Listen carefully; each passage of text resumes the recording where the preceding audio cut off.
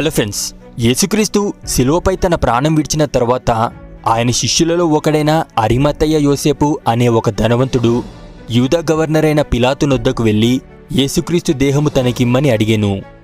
పిలాతు ఆయన దేహాన్ని యోసేపునకు అప్పగించిన తర్వాత అతడు యేసుక్రీస్తు దేహమును శుభ్రమైన నారబట్టతో చుట్టి తాను రాతిలో తొలిపించుకొనిన క్రొత్త సమాధిలో యేసుక్రీస్తు దేహమును ఉంచి ఆ సమాధి ద్వారానికి పెద్ద రాయిని పొర్లించి వెళ్ళిపోయాడు. యేసుక్రీస్తు నీసాన్ మాసంలో 14వ తేదీన శుక్రవారం రోజున సిలువ వేయబడెను. విశ్రాంతి దినం గడిచిపోయిన తర్వాత ఆదివారం రోజు ఇంకా తెల్లవారుచుండగానే మగ్దలేనే మరియయు వేరొక మరియయు సమాధిని చూడ్డానికి వచ్చారు. అప్పుడు పరలోకం నుండి ప్రభువు దూత దిగివచ్చి సమాధి ద్వారానికి ఉన్న రాయిని పొర్లించి ఆ రాయి మీద కూర్చుండెను. ఆ సమయంలో మహాభూకంపము కలిగెను. ఆ ప్రభుదూత స్వరూపము చూడ్డానికి మెరుపు వలె ఉండెను. అతని వస్త్రము హిమమంత తెల్లగా ఉండెను. కావలివారు అతనికి భయపడటం వలన వణికి చచ్చిన వారి వలె ఉండిరి. అప్పుడా దూత అక్కడికి వచ్చిన స్త్రీలను చూచి, మీరు భయపడకుడి, సిలువ వేయబడిన యేసును మీరు వెదుకుచున్నారని నాకు తెలియను. ఆయన ఇక్కడ లేడు, తాను చెప్పినట్టే ఆయన లేచి ఉన్నాడు. రండి, ప్రభు పండుకొనిన స్థలమును చూచి త్వరగా వెళ్ళి ఆయన మృతులలో నుండి లేచి ఉన్నాడని ఆయన శిష్యులకు తెలియజేయండి. ఇదిగో, ఆయన గలిలయలోనికి మీకంటే ముందుగా వెళ్తున్నాడు, అక్కడ మీరు ఆయనను చూస్తారు అంటూ ఆ దూత వారితో చెప్పెను. అప్పుడా స్త్రీలు భయముతోనూ మహా ఆనందంతోనూ సమాధి నుండి త్వరగా వెళ్ళి యేసుక్రీస్తు యొక్క శిష్యులకు ఆ వర్తమానం తెలియజేసేందుకు పరిగెత్తుచుండిరి. ఆ సమయంలో యేసుక్రీస్తు వారిని ఎదుర్కొని మీకు శుభము అని చెప్పెను.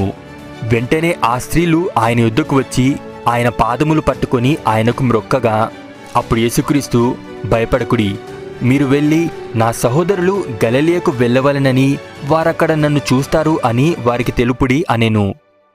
అలా పునరుద్ధానుడైన యేసుక్రీస్తును స్వయంగా చూసిన ఆ స్త్రీలు శిష్యులకు ఆ సువార్త తెలియజేయడానికి బయలుదేరారు. వారు వెళ్తూ ఉండగా కావలి వారిలో కొందరు పట్టణంలోనికి వచ్చి జరిగిన సంగతులన్నిటినీ ప్రధాన యాజకులతో చెప్పారు. ఇది విన్నాక ప్రధాన యాజకులందరూ పెద్దలతో కూడా వచ్చి ఆలోచన చేసి ఆ సైనికులకు చాలా డబ్బిచ్చి, మేము నిద్రపోతూ ఉంటే యేసుక్రీస్తు యొక్క శిష్యులు రాత్రివేళ వచ్చి ఆయనను ఎత్తుకుని పోయారని మీరు చెప్పండి.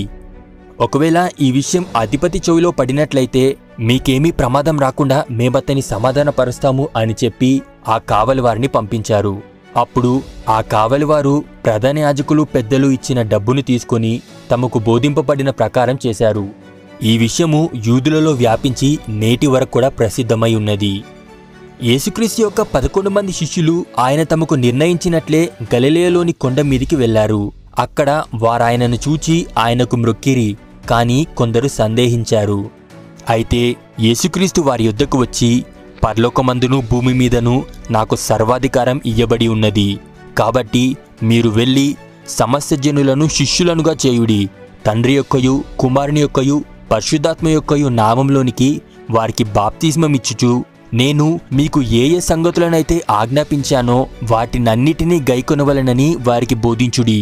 ఇదిగో, నేను యుగ సమాప్తి వరకు సదాకాలం మీతో కూడా ఉన్నాను అని వారితో చెప్పెను. ఇదే ఇవాల్టి మన వీడియో. బైబిల్లోని క్రొత్త నిబంధనలో ఉన్న ఈ మత్తయి సువార్త కంటే ముందు క్రీస్తు శకం 55 నుండి 65 సంవత్సరాల మధ్యలో మార్కు సువార్త రాయబడింది. మార్కు సువార్త మత్తయి కంటే ముందుగా రాయబడినప్పటికీ క్రొత్త నిబంధనలో ముందుగా మత్తయి సువార్తనే ఉంటుంది. ఎందుకంటే మత్తయి సువార్త పాత నిబంధనకు మరియు క్రొత్త నిబంధనకు మధ్య ఒక వంతెనలా ఉంటుంది.